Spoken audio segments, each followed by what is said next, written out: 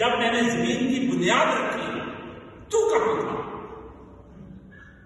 وہ کہتا ہے میں نہیں تھا.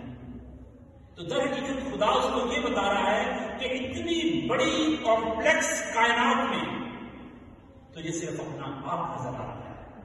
You are so self centric. تجھے اتنی بڑی کائنات کیسے چلتی ہے، کیا ہو رہا ہے، تجھے کچھ سمجھ نہیں آ رہی. تجھے صرف اپنا آپ نظر آ رہا ہے. اور جب وہ اپنی غلطی کو، اپنی کمی کو، اپنی کمزوری کا اقرار کرتا ہے تو خدا اس کو ریسٹور کرتا ہے اور اس کو پہلے سے بھی زیادہ دکھ کرتی ہے. دکھ اور پریشانیاں یہ کسی بھی وجہ سے آئے، یہ جہاں سے بھی آئے.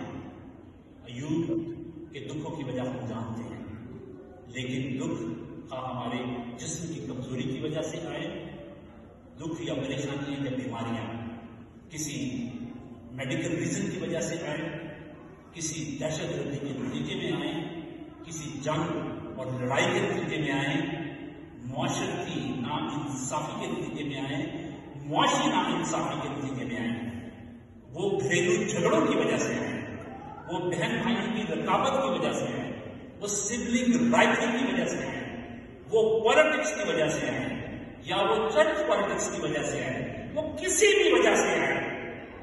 لیکن if we are tuned with God، اگر ہمارا دھیان خدا پر ہے تو وہ ہمارے ساتھ آ کر بات کرے گا. اور جب خدا ہمارے ساتھ بات کرے گا کسی بھی ذریعے سے تو پھر ہمارے مشکل سوالات کے جواب ہمیں ملیں گے، اور جواب وہ تسلی اور اطمینان پیدا کریں گے ہمارے دل کی اتھاہ گہرائیوں میں، ہمارے ذہنوں میں، کہ ہم دکھوں کی موجودگی میں بھی خوش رہیں گے اور اطمینان رہیں گے. اور پھر